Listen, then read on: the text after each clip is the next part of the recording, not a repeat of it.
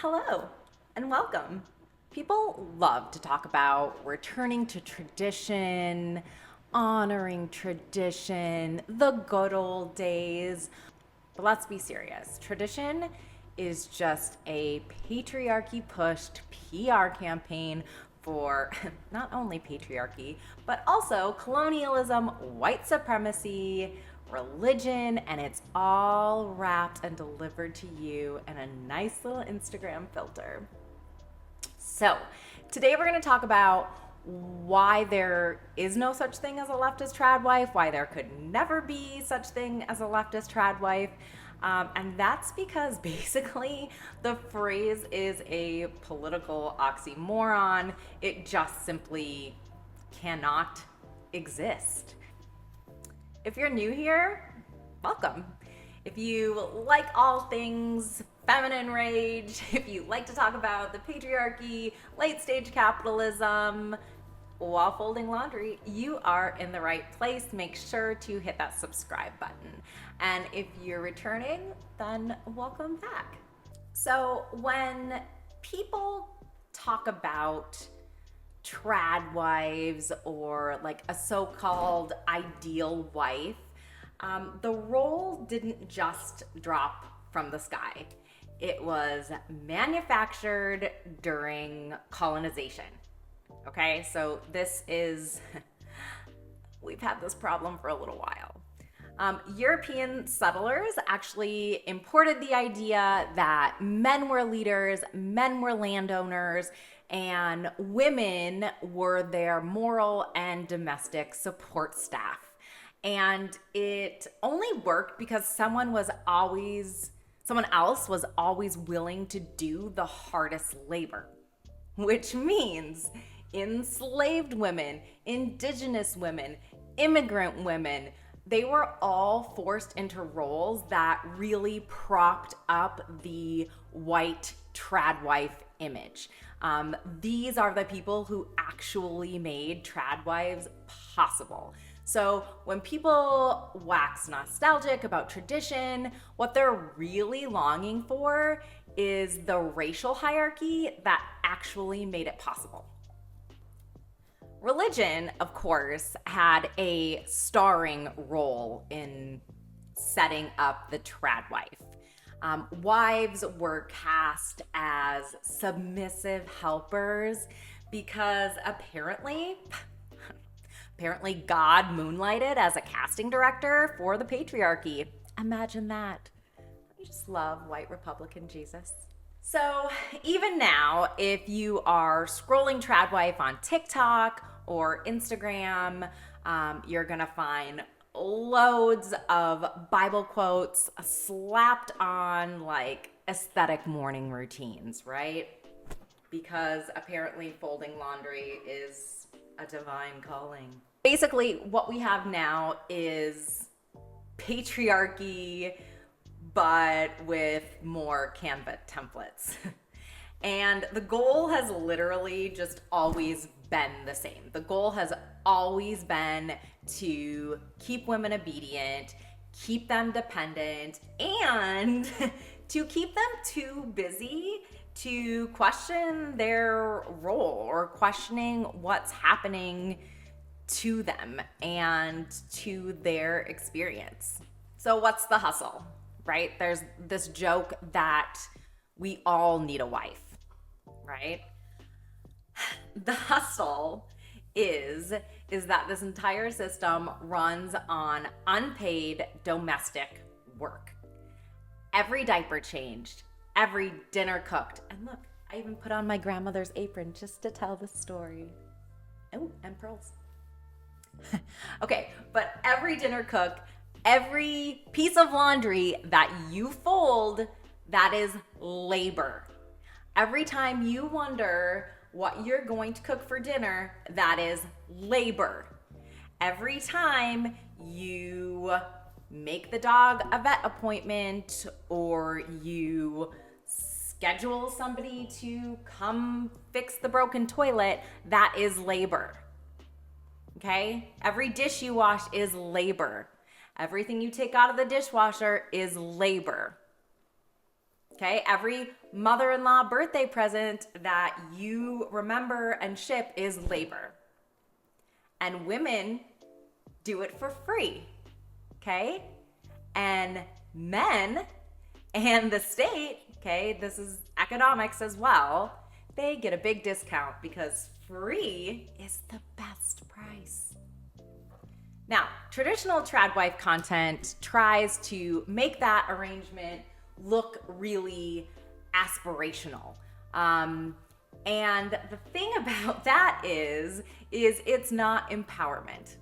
It is exploitation, and it's disguised as an aesthetic.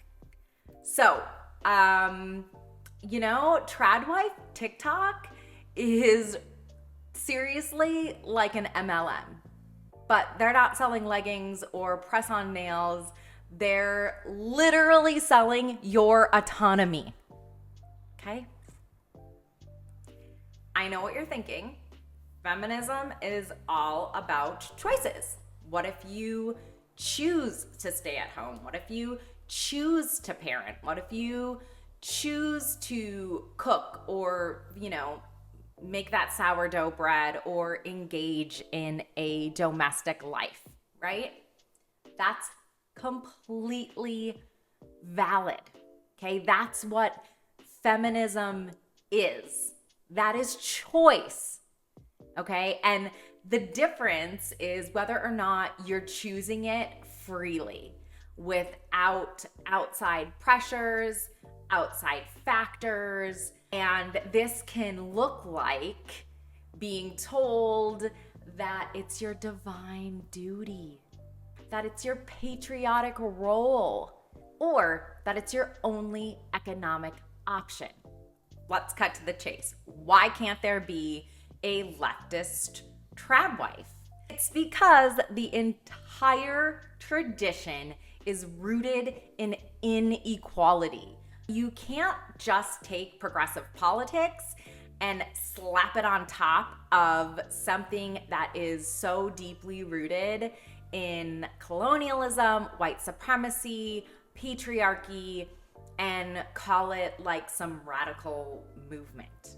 And that one's important because here enters economics and this economy and society that we've built that is taking away choice because of things like the cost of daycare, low wages, all these things that impact us that take away our choice. It's like trying to be an eco-friendly oil tycoon. The foundation is the problem. Tradition is about obligation. So when you feel obligated to do something, when you feel a sense of obligation from any direction, from any kind of system that roots from colonization, that's about obligation. Tradition is about obligation. Feminism is about agency. Okay, whether or not I choose to do something, which is a huge, huge difference. So, no. There cannot be a leftist tradwife. And yes, I am being sarcastic about the whole thing. There can be leftist women who choose home life, but that's not tradition. Okay, that's not obligation. That is self-determination. That is way more radical than cosplaying a 50s TV commercial. So, what are we gonna do about this? If not a tradwife, then what? Now that we've burned this whole tradwife fantasy to the ground, I'm sure you're thinking, now what? If the tradition is garbage and it's built on a foundation of more garbage, what does the alternative look like? Here's where we need to talk about feminism, choice, and the complicated freedom of not being told who to be or what to do. I don't even know if that really exists anymore. Here's the deal. Feminism was never it is not still about telling women that they have to work outside of the home or that homemaking is bad, because both choices are equally valid. What feminism is about is options. If you want to run a boardroom, you should not be prevented from doing that. Cool, awesome. You should have that option. If you want to homeschool your kids and grow tomatoes, also cool. Great. I genuinely want you to have that option. If you want to do both, you should have that option. If you want to do neither one of those things, you should have that option. And what's very important here is you should also have the option to change your mind. If you want to change your mind every year, do it. If you want to change your mind after doing one of those things for 10 years, do it. Okay? That's what feminism is. It is power in choosing for yourself. It is not in the power of conforming. While tradition says, this is your duty, God, folding laundry should literally be no one's duty because it is terrible. Feminism says this is your decision. And I will be honest, this is not my decision. Feels great. Feels great. The other thing that we really have to talk about is capitalism. Choice isn't always free. Choice isn't always available when capitalism is involved, and even less so for any historically marginalized populations, right? Because still to this day, from an economic output scenario and just from the reality, historically marginalized populations are still propping up white tradwives. Their labor is still, from a US point of view at the very least, that is still propping up this economy and this kind of tradwife economy that makes it possible for people to stay home and exist on one income. A lot of us stay home with kids because childcare costs more than rent. Childcare in America is such a significant portion of people's budget, especially if they choose or really have a desire to have more than one child. It costs, childcare for 2 children costs more than our mortgage. Okay, and we are privileged to have a mortgage with a low interest rate. We bought at the right time. I can't imagine trying to pay rent, which is way more than our mortgage, or a mortgage now. I can't imagine that, trying to pay that and daycare. Daycare still costs more. And that is not a sacred calling, okay? Being stuck at home because you have your choice taken away from you because of economics, that's not from the Bible. It's just math.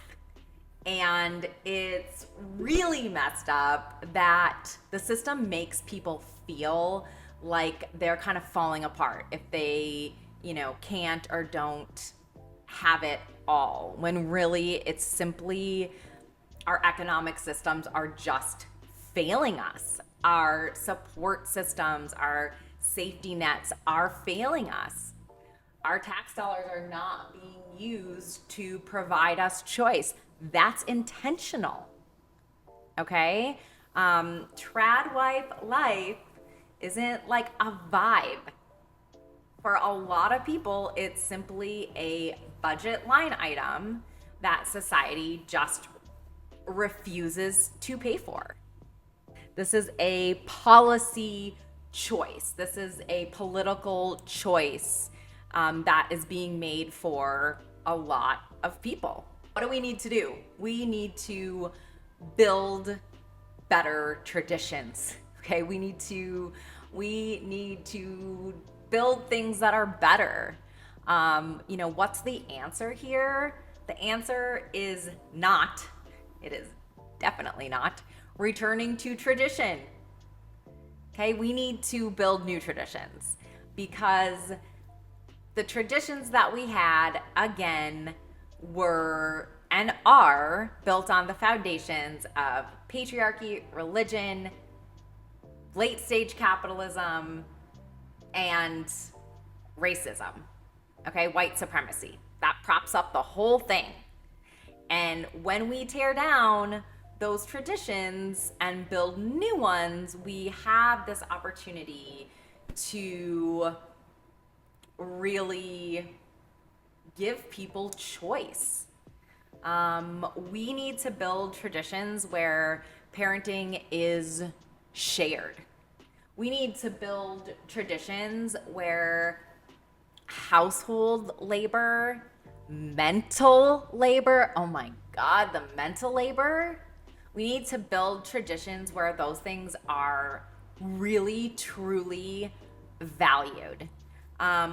We need to build traditions where, love or support isn't measured in like a casserole or a pie or in submission or with smiling, but where equality is valued. We need to build traditions that work for everyone and provide opportunities for everyone. The problem is too many people very specifically don't want that to happen. Okay, which is, it's insane. We deserve communities that support us, and we deserve systems that support us. We do not deserve systems that trap us, which is what we have. Like homelessness being a policy choice. Offering the American dream to a select few is a policy choice.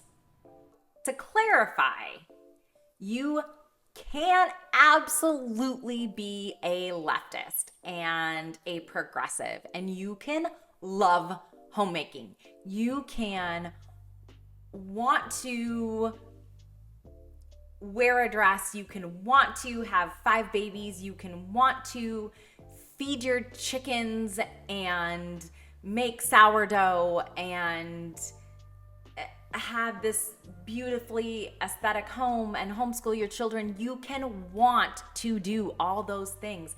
And honestly, we really need you when the apocalypse comes because, yeah.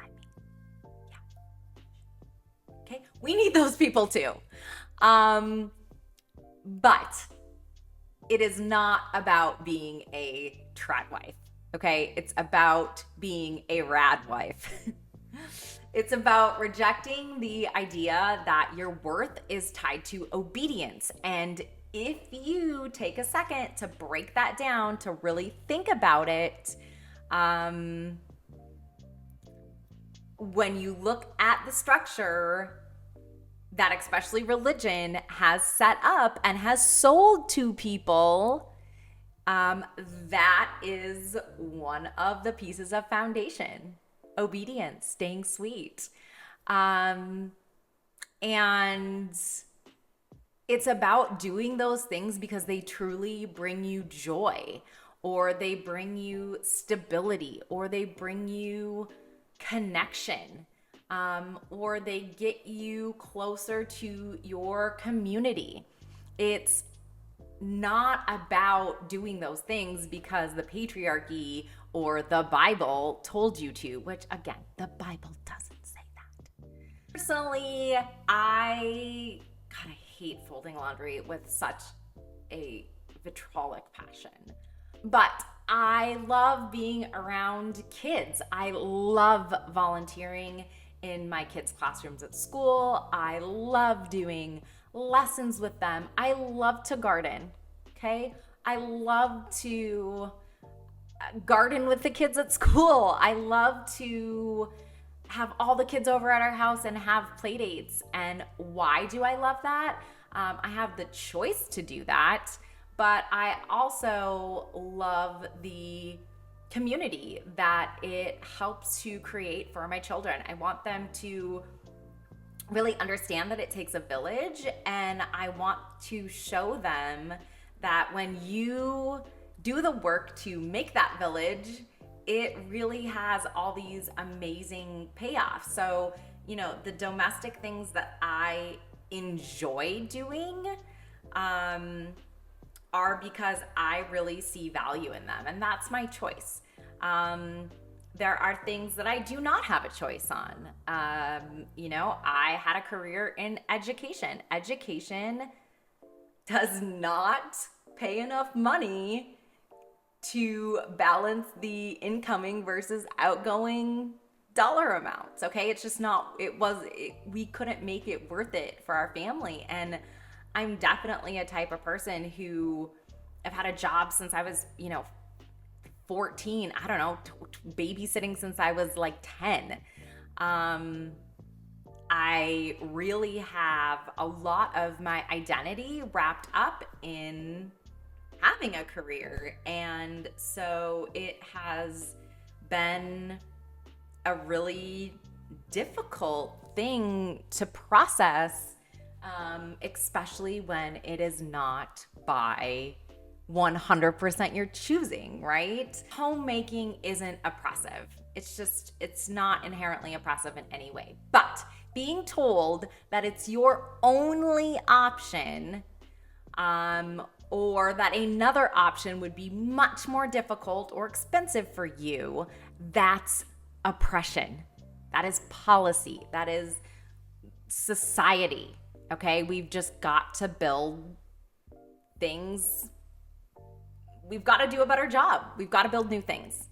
If you hear someone trying to remix Tradwife with leftist politics, just remember you can't liberate something that was inherently built to oppress, specifically designed to oppress. Okay? But you can create a life that is on your own terms. I mean, that is the goal, right? We all can't create a life on our own terms because of economics and policy. But that's what the revolution is, right? That's where it starts. That's how we make this happen. I'm gonna keep the pearls. I'm a pearl girl. But if it came down to it, tradition can keep the high heels, and I would like to take the freedom. Thank you very much. Well, that's it for today's episode of The Leftist Tradwife, where tradition goes to die and feminism does the dishes because she decided to. Don't forget to like and subscribe, and also maybe share this with the one friend who still thinks the 50s were aspirational. See you next time.